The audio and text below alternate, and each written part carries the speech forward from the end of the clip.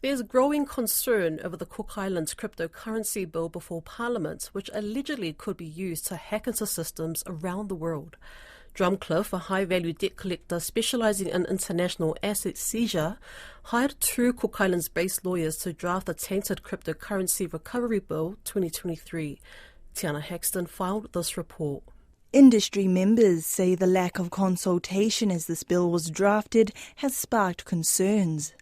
There are calls for the bill to not be progressed, as experts and industry members say the legislation has far-reaching and potentially international ramifications. The Cook Islands' own Crown Law says it was excluded from the drafting process. The bill was tabled in Parliament by the Minister of Justice, Vainemak Mokoroa, who says he too was kept out of the loop. Before this bill was tabled in Parliament, I wasn't consulted at all until about 3 or 4 days before the tabling. By then, what am I going to understand? I didn't know anything about this bill at all. The Minister says several industry members and experts argue that the bill could be used to hack into systems around the world. There are a lot of parts in the bill that are reason for concern and debate. Our local companies in the offshore banking sector are very worried. They say their industry will be affected by this proposed bill, and there are a lot of points being brought up that need to be looked at in more depth. Trustees from several companies have submitted their concerns to the Select Committee. RNZ Pacific has seen these documents in which the trustees say this bill could harm the Cook Islands' international relationships and cause significant damage to the offshore trust industry.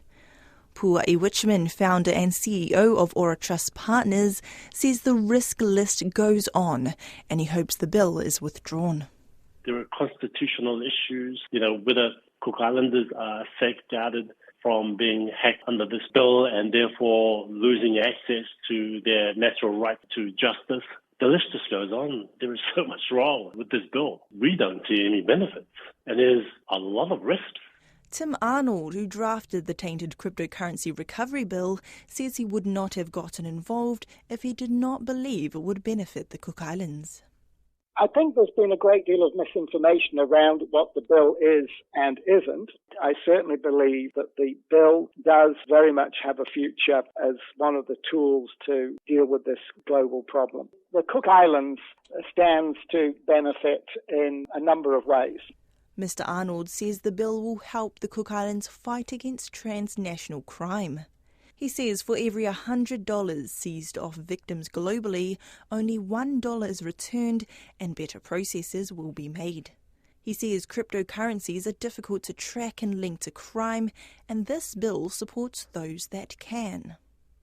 This bill is aimed at cryptocurrency and only cryptocurrency that has been used for serious crime.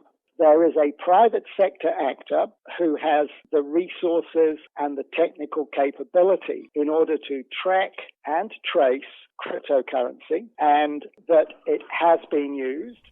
Mr. Arnold explained that the Cook Islands would serve as an information highway in the global fight against transnational crime, and the country would be able to provide a place for seized assets to be safely stored while it goes through legal processes. In response to the public outcry for this bill to be withdrawn, Prime Minister Mark Brown says he is confident that whatever law we end up with will be in keeping with the Constitution and laws and will be aligned with other international agencies and countries fighting cybercrime. A spokesperson says the government is aware of the numerous concerns raised and solutions have also been posed.